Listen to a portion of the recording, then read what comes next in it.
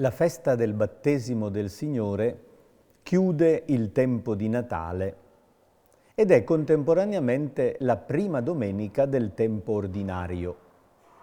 E quindi la domenica seguente è già la seconda domenica del tempo ordinario dell'anno C, in cui abitualmente è proposto un brano del Vangelo secondo Luca.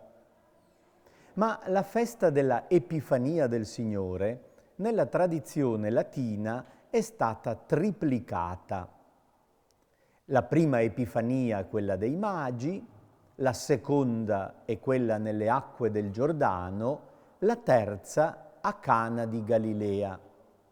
E quindi in questa domenica ci viene proposto il Vangelo secondo Giovanni, che al capitolo 2 narra il primo segno, l'archetipo dei segni, dove Gesù manifestò la sua gloria e i suoi discepoli credettero in lui.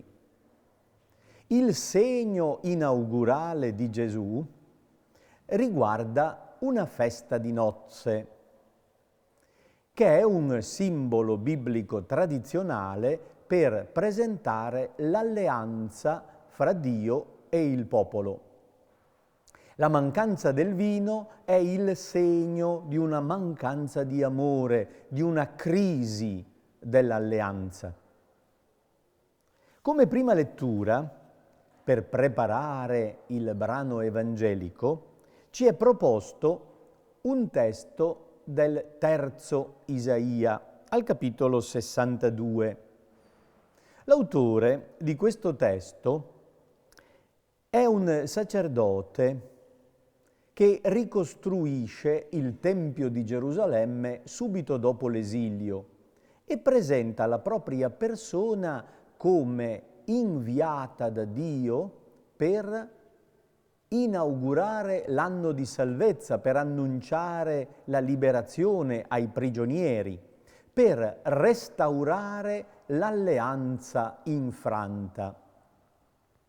Ed è proprio questo profeta, sacerdote del post-esilio, che presenta la dinamica dell'alleanza come una vicenda matrimoniale che viene ripresa.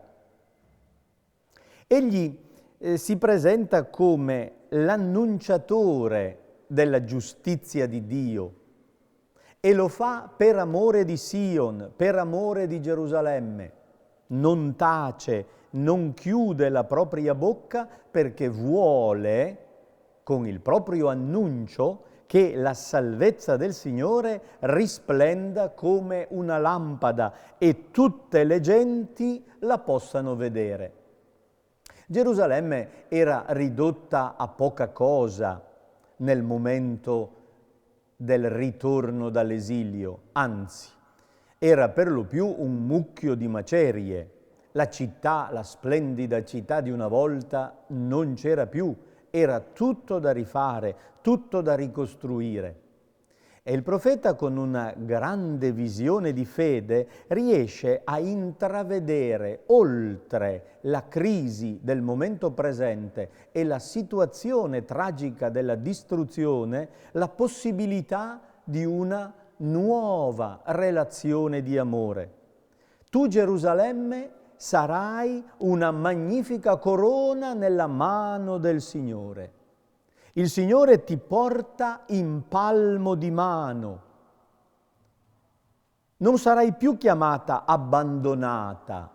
La tua terra non sarà più detta devastata, ma tu riceverai un nome nuovo. Sarai chiamata mia gioia.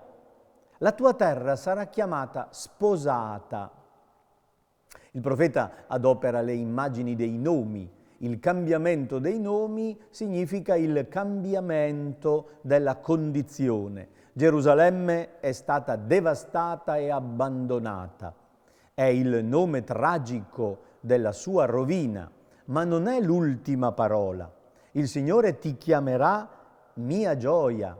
Il Signore ti chiamerà sposata, cioè annuncia un rinnovamento dell'alleanza come nuova relazione di amore intensa che leghi la città devastata al suo Signore. Sì, ribadisce il profeta, come un giovane sposa una vergine, così ti sposerà il tuo Creatore. Così diceva la traduzione precedente.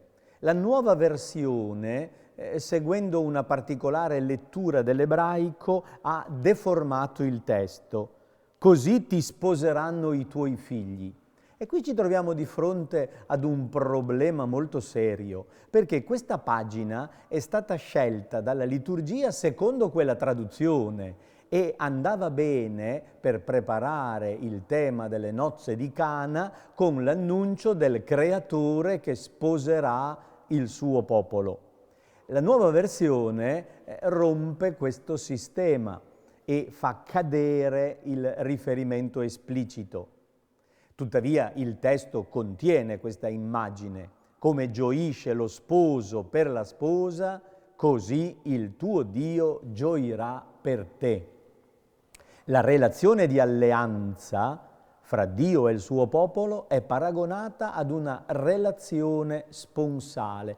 Non per niente gli sposi portano al dito un anello che chiamano fede. È proprio il legame che unisce Dio al suo popolo, la fede.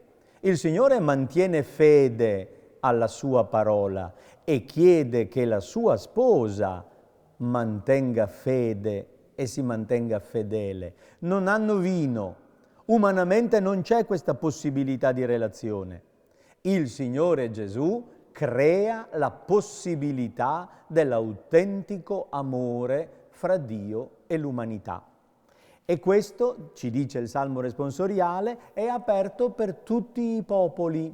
A tutti i popoli annunciate le meraviglie del Signore.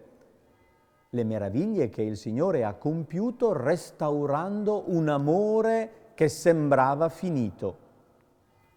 Nella seconda lettura ascolteremo pagine della prima lettera di San Paolo ai Corinzi, a partire dal capitolo 12. E in questa domenica ci presenta l'opera dello Spirito che agisce in modi diversi in tutte le persone, ma è sempre Lui che agisce. È proprio lo Spirito del Signore, mandato da Gesù, che crea in noi la possibilità di un amore autentico e fedele, che fa della Chiesa la vera sposa del Signore.